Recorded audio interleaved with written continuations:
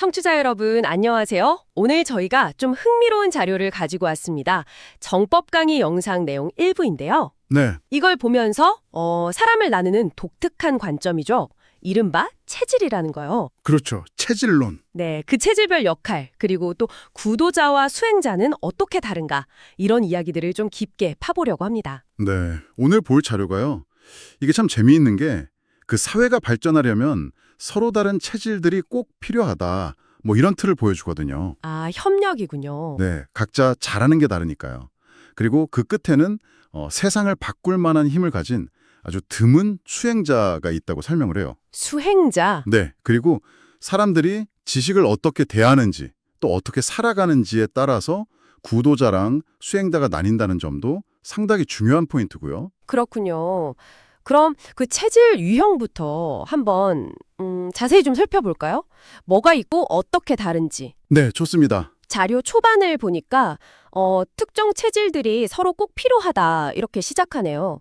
그 성실하게 마무리 잘 짓는 수 체질, 물이죠. 네, 수체질. 그리고 좀 창의적이고 시작을 잘하는 토 체질, 흙 유형. 이 둘 관계가 먼저 나오는데 이건 어떤 건가요? 아, 이게 그러니까 토체질이 아이디어를 내거나 일을 딱 버리면요. 그걸 현실에서 이렇게 잘 다듬고 안정적으로 만드는 역할. 그게 이제 수체질이라는 거예요. 아, 기반을 다지는 거네요. 네, 그렇죠. 자료에선 기본 틀을 마련한다. 뭐 이런 표현을 쓰는데 단단한 기초를 만드는 거죠. 어떤 일이든 초반에 이 둘의 협력이 진짜 중요하다고 보는 거예요. 씨앗토가 물수를 만나야 뿌리 내리듯. 네, 맞아요. 딱 그런 비유죠. 그래야 일이 좀 안정적으로 진행될 수 있다. 이런 의미로 볼 수 있습니다. 네, 시작 단계에서 서로 꼭 필요한 관계군요. 그래야 또 다음으로 가니까. 네. 그 다음엔 목 체질, 나무 유형이 나오는데 이걸 사장 체질이라고도 부르네요. 오, 좀 확 와닿는데요? 네, 그렇죠. 목체질. 앞서 말한 수토체질이 이제 기초를 좀 다져놓고 그 위에서 일을 막 키우는 역할이에요. 아, 확장. 네. 자료 설명을 보면 이 사람들이 뭐 땅이나 돈, 명예 이런 거 눈에 보이는 결과물을 되게 중요하게 생각한대요. 현실적인 성과군요. 그렇죠. 딱 회사 CEO처럼 자원도 막 끌어오고 투자도 하고 조직 관리하고 키우는 거 관리를 잘한다 이런 말도 나오고요. 네. 외모도 좀 풍채 있고 그렇다고 묘사되기도 하고요. 이렇게 각자 다른 체질들이 자기 역할을 잘하면서 서로 부족한 걸 채워줄 때 그때 이제 품이 이루어진다. 뭐 시너지, 조화 이런 거죠. 아, 네. 듣고 보니까 진짜 회사 세우는 과정 같아요. 아이디어 내고, 토, 기반 다지고, 수, 그 위에서 관리하고 투자해서 키우고, 목, 딱 떨어지네요. 네, 그렇죠. 근데 여기서 또 재미있는 게 이 수토목 조합만으로는 한계가 있다. 한 70% 정도 가면 더 못 나아간다. 이런 말이 나와요. 이건 왜 그런 거고, 그럼 뭘 더 해야 하는 거죠? 바로 그 지점에서 이제 금체질, 쇠 유형이 필요해진다는 거예요. 금 체질. 네, 이 유형을 책사나 지략가, 뭐 전략가로 부르는데요. 아, 머리 쓰는 역할? 그렇죠. 수토목이 열심히 해서 회사를 키우긴 했는데 뭔가 더 크게 발전할 방향이나 전략이 없을 때 그때 이 금체질이 딱 나타나서 그 70% 벽을 넘을 수 있는 지적인 돌포구, 그러니까 명확한 계획이나 전략을 제시한다는 거죠. 판을 짜는 거군요. 네. 기존 자원 같은 걸 분석해서 잠재력을 확 끌어올리는 그런 기획력이 뛰어나다고 봐요. 경우에 따라서는 단순히 조직을 넘어 뭐랄까 공동체나 나라를 설계하는 수준까지도 갈 수 있다. 이렇게 보고요. 와, 전략가 역할 진짜 중요하죠. 방향 없이 가면 뭐 한계가 뻔하니까. 근데 왜 70%일까요? 이 책사도 한계가 있다는 뜻인가요? 이 가르침에서는 약간 그런 뉘앙스가 있어요. 책사의 역량, 그 실력이라는 게 딱 거기까지다. 뭐 이런 거죠. 아, 그래요? 네. 구조를 만들고 효율화해서 70%까지는 끌고 가는데 그 이상, 그러니까 진짜 제대로 된 성공 시대, 세상을 막 밝힐 정도의 성공은 책사의 지략만으로는 좀 부족하다는 거예요. 그럼 뭐가 더 필요한 거죠? 책사는 조직을 강하게는 만들 수 있지만 그 조직이 가진 어떤 본질적인 가치를 꽃피우거나 세상을 이롭게 하는 단계까지는 다른 차원의 힘이 필요하다. 뭐 이렇게 이해할 수 있습니다. 자, 그럼 이제 70%까지 왔습니다. 조직도 있고 전략도 있는데 진짜 성공, 빛나는 세상을 위한 마지막 단계가 남았네요. 네. 이때 스승이나 대인, 위대한 인물을 만나야 한다고 하는데요. 이게 화체질 또는 태양체질, 그러니까 불이나 태양 유형과 연결되는 것 같아요. 이 사람들의 역할은 앞의 체질들과는 어떻게 다른 겁니까? 네, 맞습니다. 바로 그 결정적인 존재를 수행자라고 부릅니다. 수행자. 네. 앞서 말한 수, 토, 목, 금 체질이 조직 만들고 관리하고 전략자는 이런 세속적인 차원의 역할을 했다면요. 이 수행자는 완전히 다른 차원의 존재로 그려져요. 다른 차원이라면 그러니까 세상을 조직하거나 관리하는 게 아니라 그 세속적인 성공 기준 자체를 그냥 넘어선 존재, 초월적인 역할이라고 설명돼요. 우리가 보통 생각하는 리더나 전략가랑은 좀 근본적으로 다른 거죠. 이 수행자에 대한 설명을 진짜 좀 강렬하던데요. 세상의 모든 걸 다 깨고 나가야 한다. 불, 물, 논리, 심지어 고통까지도 피하지 않고 그냥 뚫고 나가야 한다고요? 네, 이건 그냥 참는 거랑은 다른 얘기 같은데요. 그렇죠. 그 길이 바로 고행이라고 표현돼요. 극심한 어려움을 헤쳐나가는 길. 고행. 네. 수행자는 지식을 쌓거나 회사를 운영하는 것과는 완전히 다릅니다.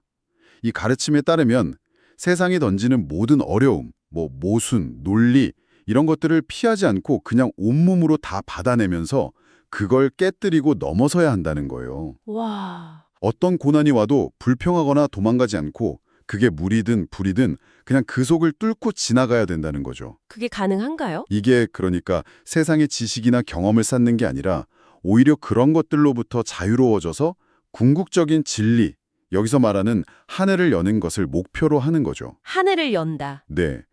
기존의 지식이나 논리에 묶여 있으면 오히려 그게 방해가 되니까 어떤 면에서는 세상 기준으로는 좀 무식한 놈처럼 보여야 그런 순수한 상태가 되어야 비로소 하늘과 통할 수 있다. 이렇게까지 이야기합니다. 그리고 이런 수행자는 정말 드물다고요. 천년에 한 명 나올까 말까 하고 만약 실패하면 인류는 또 천년을 기다려야 할 수도 있다고요. 이건 책임감이 어마어마한데요. 네, 이 가르침 안에서는 그렇게 설명하고 있습니다. 그만큼 수행의 길이 어렵고 그 경지에 이르는 게 얼마나 드문 일인지를 강조하는 표현이겠죠. 네. 수행자의 성공은 단순히 그냥 한 사람이 깨닫는 걸 넘어서요. 하늘의 법, 그러니까 우주 자연의 근본 원리를 이 땅에 가져오는 것을 의미한다고 해요. 하늘의 법을 땅으로? 네. 그리고 그 법을 받아들일 준비, 즉 그 법을 받아서 활용할 구도자들이 충분히 준비된 세상이라면 그때 비로소 모두가 함께 잘 사는 빛나는 세상이 열릴 수 있다. 이렇게 연결됩니다. 아, 여기서 또 중요한 구분이 나오네요. 구도자 대 수행자. 네, 그렇죠. 자료에서는 지금 이걸 듣고 있는 우리들, 청취자 여러분 대부분이 아마 구도자일 거다 이렇게 이야기해요. 진리를 구하는 사람들, 지식인들 이런 표현도 쓰고요. 방금 말씀하신 그 특별한 수행자랑 이 구도자는 구체적으로 뭐가 다른 건가요? 네, 구도자는 말 그대로 도를 구하는 사람, 진리를 배우려는 사람들이죠. 책이나 역사 아니면 스승의 가르침 같은 외부 자료를 통해서 지식을 열심히 찾고 흡수하는 데 중점을 둡니다. 배우는 사람들이군요. 그렇죠. 자료에서도 지식인은 받아들일 줄 알아야 한다. 이 말을 되게 강조하거든요.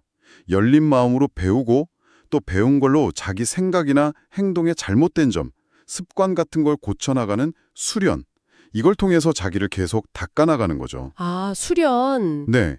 그리고 자기 안의 에너지, 기운을 잘 관리하고 조절하면서 스스로를 발전시키는 것. 이게 바로 구도자의 길이라고 설명해요. 배우고 받아들이고 성찰하고 적용하면서 계속 나아지는 거네요. 자기계발 같은 느낌도 있고요. 네, 그런 측면이 강하죠. 그럼 수행자는 다시 한번 어떻게 다른 거예요? 지식을 대하는 태도 자체가 아예 다르다고 하셨는데 그 차이를 조금만 더 명확하게 설명해 주실 수 있을까요? 수행자는 구도자처럼 지식을 모으고 받아들이는 게 목표가 아니에요. 오히려 그 과정에서 얻은 지식이나 논리, 다른 사람의 생각이나 틀 같은 거 있잖아요. 그걸 남의 것이라고 표현하는데 그걸 자기 안에 그대로 쌓아두면 그게 자기 길을 막는 장애물이 된다고 봐요. 아, 오히려 방해가 된다. 네, 그래서 수행자는 자기가 받아들인 지식이나 논리마저도 깨고 나가야 한다고 말하는 거죠. 깨고 나간다. 네, 수행의 길은 지식을 쌓는 게 아니라 모든 기존의 틀에서 벗어나는 것, 초월에 있다는 거예요. 더 높은 차원의 진리를 직접 알려면 배우고 익힌 모든 것들로부터 자유로워져야 한다는 거죠. 그래서 아까 말한 세상 지식에 얽매이지 않는 순수한 상태, 무식한 놈이라는 표현이 다시 나오는 거고요. 이야, 정말 극명한 차이네요. 한쪽은 흡수하고 정제하는 수련의 길이고 다른 쪽은 그걸 다 깨부수고 초월해서 하늘을 여는 수행의 길이라니. 네, 이 자료에서는 수련이랑 수행을 아주 명확하게 구분해서 쓰네요. 맞습니다. 수련은 세상 안에서 나를 더 괜찮은 사람으로 만드는 노력이에요. 내 안에 모순을 찾아서 고치고 습관을 바로잡고 기운을 맑게 하는 것 같이 자기 개발과 성장에 초점이 맞춰져 있죠. 네네.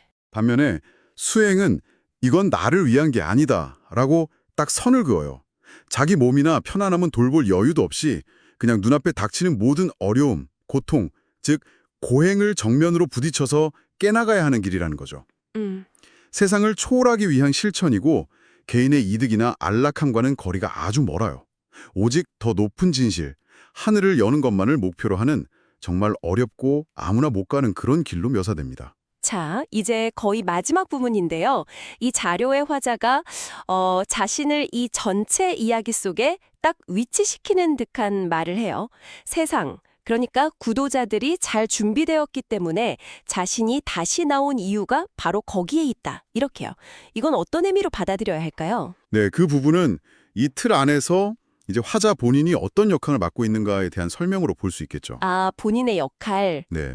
그동안 많은 사람들, 특히 지식을 탐구하고 스스로를 닦아온 구도자들이 노력해서 세상이 어느 정도 수준, 아까 말한 70%, 그 정도까지는 발전했고 이제 다음 단계의 진리를 받아들일 준비가 되었다. 이런 전제가 깔린 것 같아요. 때가 되었다는 거군요. 그렇죠.